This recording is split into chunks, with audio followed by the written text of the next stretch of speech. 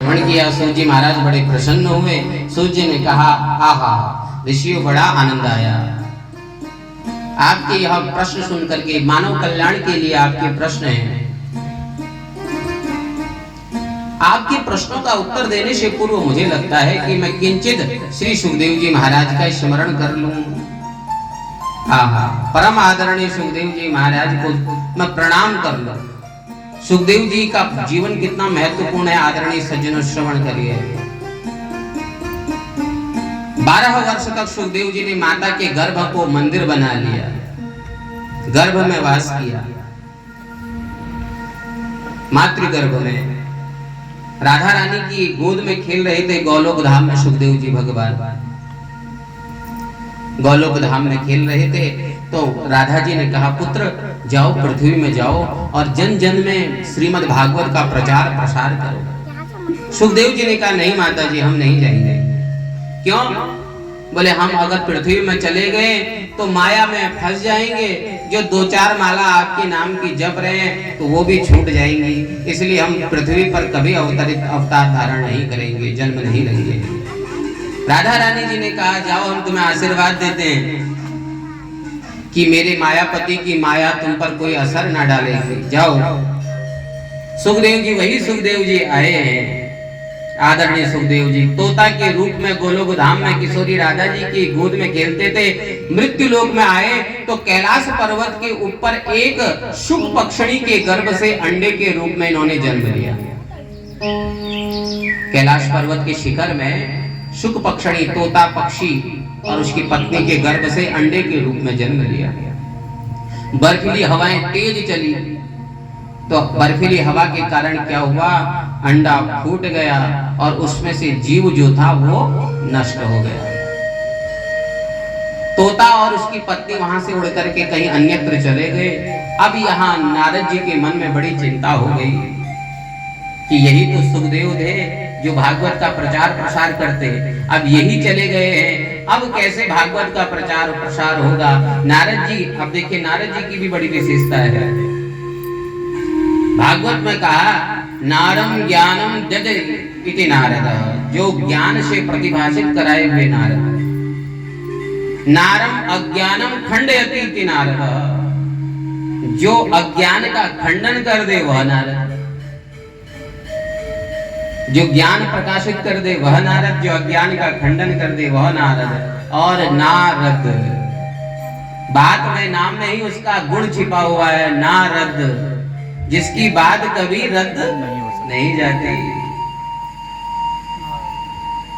नारद, आहा, एक स्वभाव और है नारद जी का। जिस घर में कभी झगड़ा नहीं होता, नारद जी यदि उस घर में पधार दें तो झगड़े शुरू हो जाते हैं, कलह शुरू हो जाते हैं। और जिस घर में रोज कलह झगड़ा चल रहा है, नारद जी वहां चले जाएं तो जन्म जन्मांतर के झगड़े समाप्त हो जाते हैं। और श्रीमद् भागवत में तो यहाँ तक गाया गया, नारदो देव दर्शन, नारद जी के दर्शन जिसे हो जाते हैं, भगवान के दर्शन उसे अवश्य होते हैं। ये नारद जी का एक परिचय है। नारद जी ने मन में सोचा कि क्या करें, कुछ तो ऐसी लीला करनी पड़ेगी कि जिससे सुखदेव जी का प्राकट्य हो। बिना लीला के लिए नारद जी अपनी लीला नहीं करते, कुछ ना कुछ बात छिपी होती है नारद जी के प्रत्येक कार्य में। और आप यकीन मानिएगा, विश्वास रखिए कि मैं आज से नारद जी का परिचय, वैसे मैंने आपको कल से करा दिया, भक्ति के लिए भी नारद जी ने प्रयत्न किया। तो नारद जी पूरे श्रीमद् भागवत में नारद जी के बगैर कोई कार्य हो ही नहीं रहा है। नारद जी ने कहा, कुछ लीला ऐसे करें जिससे कुछ बात बने।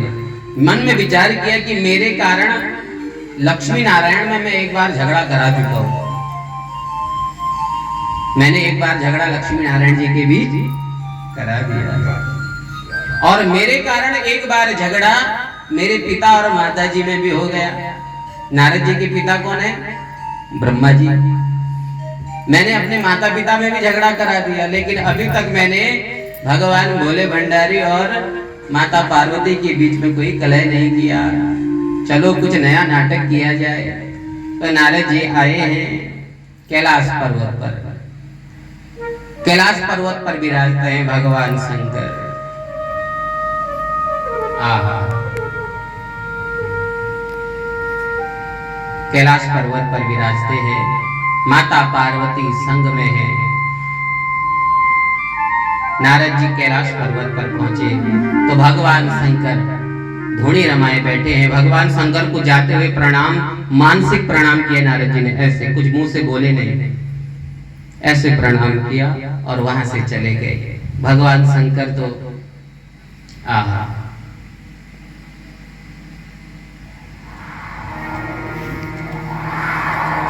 माता पार्वती गुफा में विराजमान है।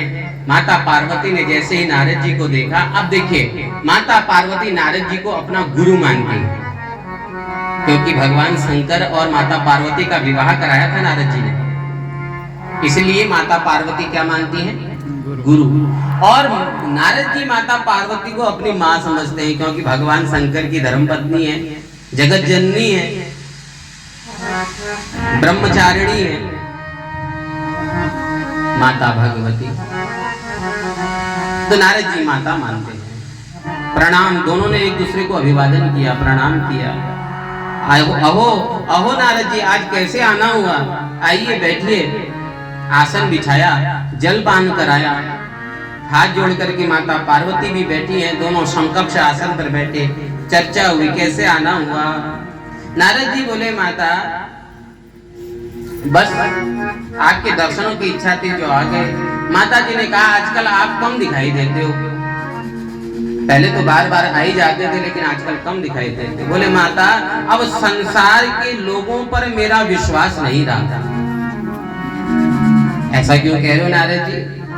अब हम बहुत कम आते हैं, ज्यादा जाते नहीं, क्योंकि संसार के लोगों का प्रेम दिखावे का रह गया है, केवल दिखावों के लिए प्रेम करते हैं।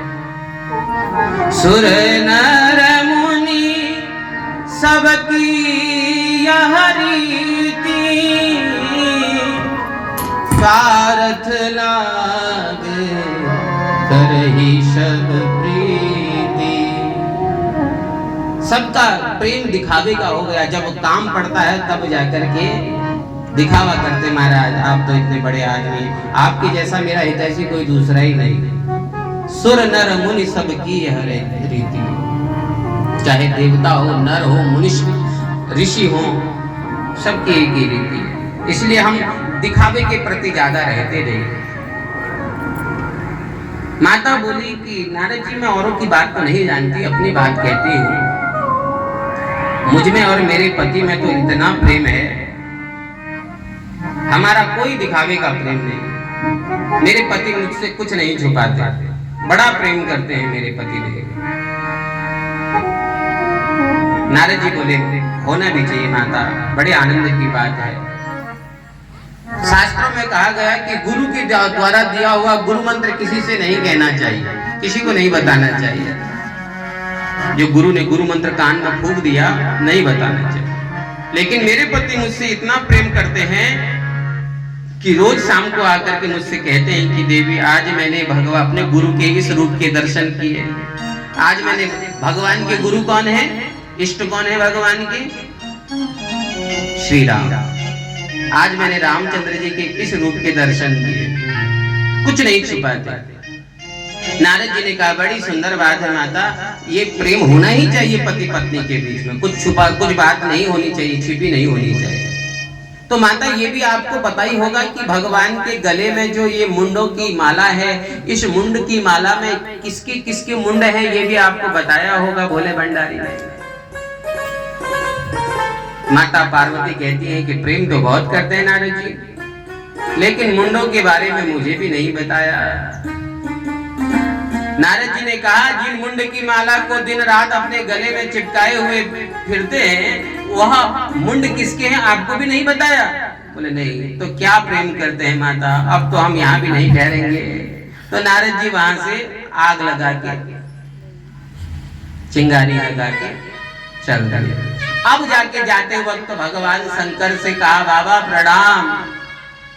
माता जी ने याद किया है आपको। भगवान शंकर ने सने सने आंखें खोली, ओहो नारद जी आप आए हो तो जरूर याद कर रही हो, ऐसा हो ही नहीं सकता जिस घर में आप जाओ और वहां याद ही ना करें। इतना कह के नारद जी चले गए। भगवान शंकर माता पार्वती के पास पहुंचे। माता पार्वती ने नाराज हो गई अपने पति देव से, भगवान से, और कोप भवन में चली गई। कोप भवन कहते हैं माताओं के रूठने का कक्ष। सुंदर वस्त्र उतार दिए, माता जी के पास भगवान पहुंचे। शिव जी ने कहा क्या बात है देवी, आप इतनी उदास क्यों हैं? पार्वती जी ने कहा रहने दीजिए, अंदर से भी काले और बाहर से तो काले हैं। भगवान शंकर बोले काला तो वह, अंदर से काला तो वह होता है जो कपटी होता है। मैंने आपसे क्या कपट किया? माता पार्वती बोली 24 घंटे मुंडों की माला को पहने रहते हैं, उसमें किसके मुंड लगे हैं ये बात आपने कभी मुझे बताई? यदि मुझसे प्रेम करते होते तो मुझे बताते कि वह मुंडों की माला में जितने भी मुंड हैं वो किसके हैं। शिव जी ने कहा आपने कभी मुझे मौका ही नहीं दिया बताने का, अवसर ही नहीं दिया। और बात रही प्रेम की, तो यदि मेरे प्रेम की परिभाषा जाननी हो देवी तो ये उसके प्रमाण है। ये मुंड किसी और के नहीं, ये मुंड तुम्हारे ही है। वैसे तो आप जगत जननी जगदम्बिका परात्मिका अखिल ब्रह्मांड नायिका हैं, लेकिन संसार लीलाओं को करने के लिए आप जब जब अपना अवतार लेती हैं और जब जब अपने शरीर को त्यागती हैं तो तुम्हारे प्रेम को अपने हृदय से लगाए हुए उन मुंडों की मैं माला बना लेता हूं, और तुम कहती हो कि मैं तुमसे प्रेम नहीं करता। अब तो माता पार्वती और भी रूठ गई।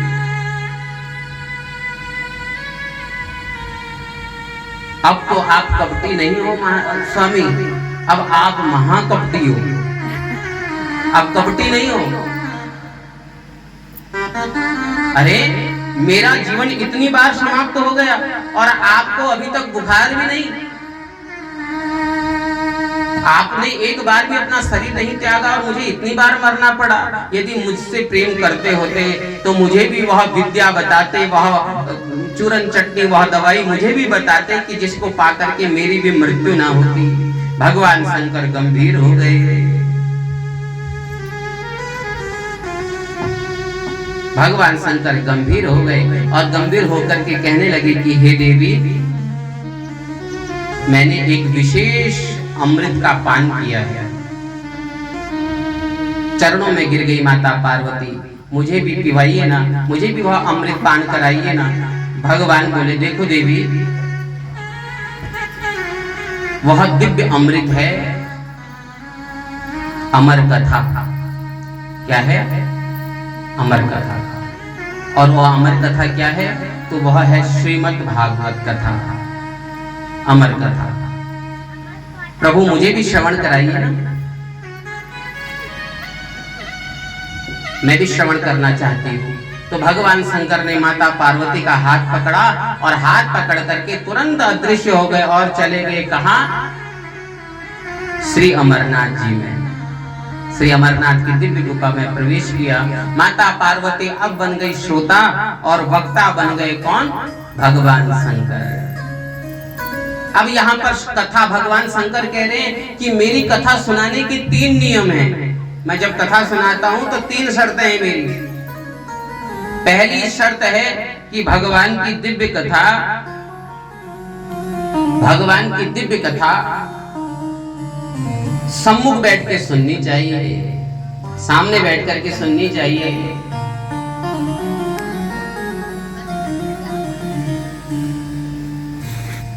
दूसरा नियम है कि जब कथा सुने तो आसन व्यास जी के आसन से ऊंचा नहीं होना चाहिए, नीचे हो, व्यास जी के आसन से नीचे हो। और मेरी तीसरी कथा है कि कथा में शोरगुल नहीं होना चाहिए, उठना बैठना ज्यादा इधर उधर नहीं चाहिए। अब देवी मैं तो जब कथा गाता हूँ तो मैं आंखें बंद करके कथा गाता हूँ। अब मुझे क्या पता कौन मेरे आगे बैठा है कौन पीछे बैठा है। कौन ऊपर बैठा है, कौन नीचे बैठा है, कौन इधर उधर भाग रहा है, कौन सुन रहा है। मुझे कैसे पता चलेगा कि तुम कथा सुन रही हो? तो इसलिए जब मैं कथा सुनाऊं तो तुम बीच बीच में कहना ओम ओम ओम। ओम का अर्थ होता है हाँ जी सुन रही हूँ, हाँ जी सुन रही हूँ, ओम कहते रहना। ठीक है स्वामी।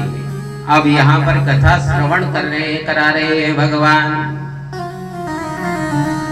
जिनकी जटाओं में गंगा की धार, जिनके गले में है मुंडों की मार, बड़े ही निराले हैं मेरे भोले बाबा। हरि